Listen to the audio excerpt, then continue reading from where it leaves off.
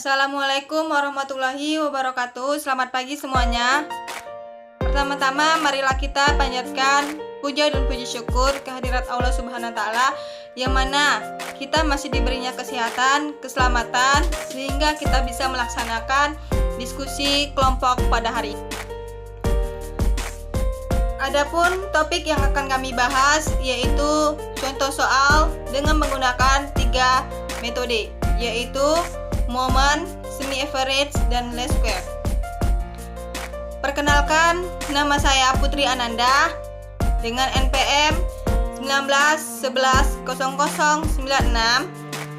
Saya yang akan bertugas sebagai moderator hari ini dan saya yang akan membimbing jalannya diskusi hari ini. Adapun anggota kelompok saya yaitu ada Ade Eliana Putri, Haris Pratama, dan Ira Ramadhani. Sedangkan rangkaian acara yang akan kita lewati adalah sesi pembukaan, sesi penyampaian dan penyajian materi, sesi penutup. Baik, teman-teman, langsung saja kita mulai ke sesi yang kedua, yaitu sesi penyampaian dan penyajian materi. Dan saya persilakan untuk teman saya, Ade Eliana Putri, untuk membacakan materi yang pertama.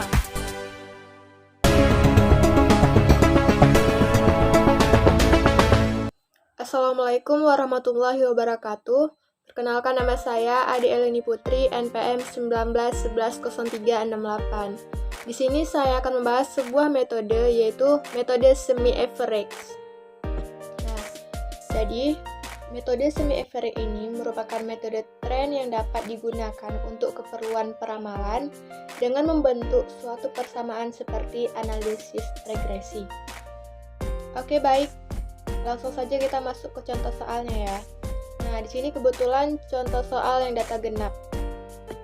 Berikut merupakan data genap contoh soal semi-average. Nah, setelah melihat contoh soal data genap tadi, sekarang kita akan membuat sebuah tabel penolong, di mana tabel ini akan terbagi dua kelompok, kelompok pertama dan kelompok kedua.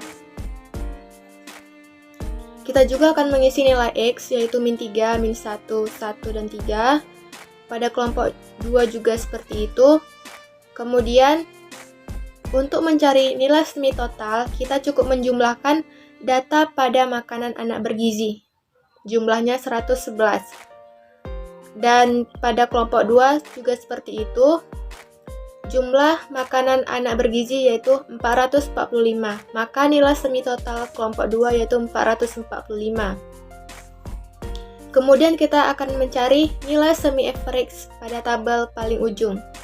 Dari mana dapat 27,75, yaitu dengan cara membagi nilai semi total dengan jumlah data, yaitu 111 dibagi dengan 4. Hasilnya 27,75. Kemudian pada kelompok 2, 445 dibagi dengan 4, hasilnya 111,25.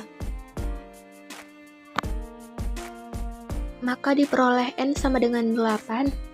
Nilai rata-rata kelompok 1 sama dengan 27,75. Kelompok 2 sama dengan 111,25, maka nilai B sama dengan 10,4375.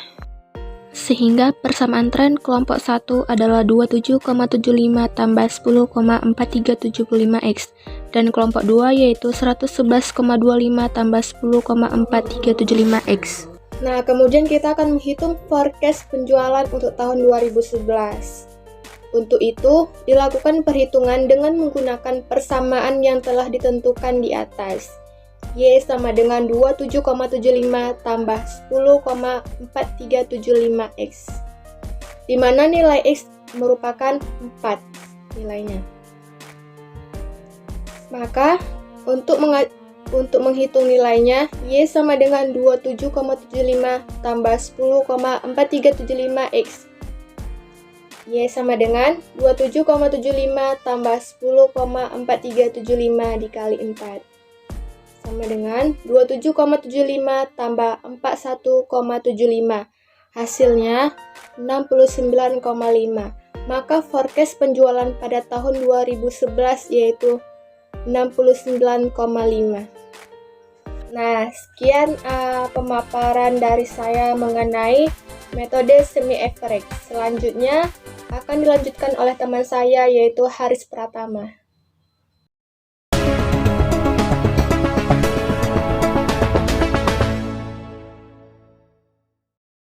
Assalamualaikum warahmatullahi wabarakatuh. Nama saya Haris Pratama, NPM 1911 Saya akan mempresentasikan tentang metode trend moment. Metode trend moment merupakan analisis yang dapat digunakan untuk keperluan peramalan dengan membentuk persamaan Y sama dengan A tambah B kali X. Sebagaimana telah diulas pada metode trend semi-average, dalam penerapan metode ini tidak mensyaratkan jumlah data harus genap. Perbedaan dengan metode trend semi-average terletak pada pemberian skor X. Pada metode moment skor X dimulai dari 0, 1, 2, dan seterusnya. Contohnya pada tabel ini. Tahun 2003, makanan anak bergizi atau Y sama dengan 19.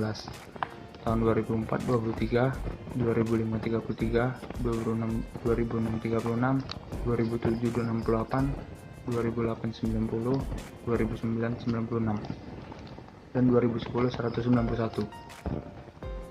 Untuk memudahkan menyelesaikan perhitungan, dibuat tabel penolong. Angka makanan anak bergizi yaitu Y ditotalkan menjadi 556. Lalu skor X dimulai dari 0, 1, 2, dan seterusnya. Skor X kali Y adalah hasil perkalian dari makanan anak bergizi dikali X, yang totalnya 2832. Lalu skor X kuadrat hasil dari nilai X dikali X masing-masing, yang hasilnya 140. Sehingga persamaan menjadi persamaan 1 sama dengan 556 sama dengan 8A tambah 28B, persamaan 2 2832 sama dengan 28A tambah 140B. Metode substitusi dan eliminasi. 556 sama dengan 8A tambah 28B dikali 7. Lalu 2832 sama dengan 28A tambah 140B dikali 2. Hasilnya 4448 sama dengan 56A tambah 196B, dan 5664 sama dengan 56A tambah 280B. Hasilnya 1216 sama dengan 0,84B yang dibagi menjadi B sama dengan 14,47.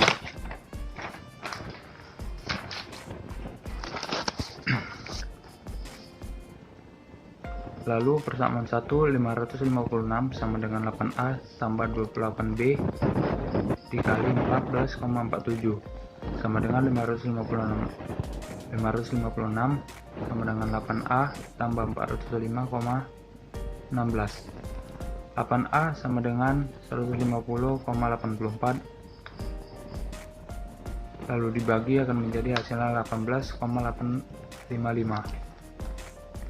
Maka persamaan diperoleh Y sama dengan 18,855 tambah 14,47X.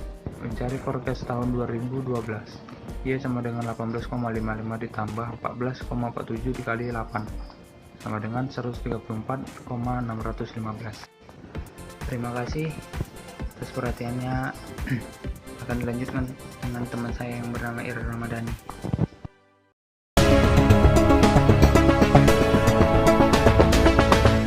Assalamualaikum warahmatullahi wabarakatuh. Saya Ira Ramadhani dengan NPM 1911-0233. Saya akan menjelaskan metode least square atau metode kuadrat terkecil. Untuk menghitung nilai trend dan forecast, terlebih dahulu kita harus menaksir nilai A dan B pada persamaan Y sama dengan A sama dengan BX.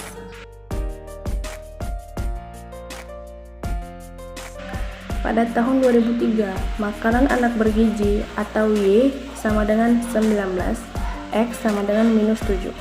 X kuadrat sama dengan 49, X dikali Y sama dengan minus 133, dan seterusnya sampai tahun 2010, mengikuti nilai Y dan X.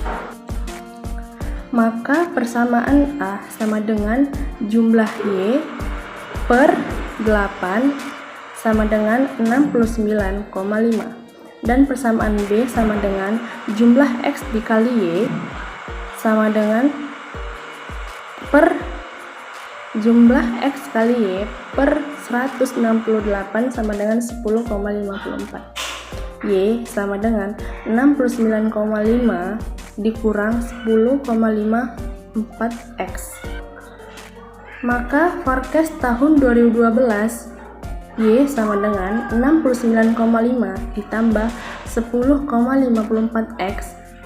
Y sama dengan 164,36. Demikianlah hasil diskusi kelompok kami. Marilah kita mengucapkan alhamdulillah. Saya sebagai moderator minta maaf atas kekurangan yang saya sampaikan di dalam menjalankan diskusi hari ini. Dan saya ucapkan terima kasih untuk semuanya. Dengan saya tutup. Wabillahi taufiq wal hidayah. Wassalamualaikum warahmatullahi wabarakatuh. Selamat pagi semua.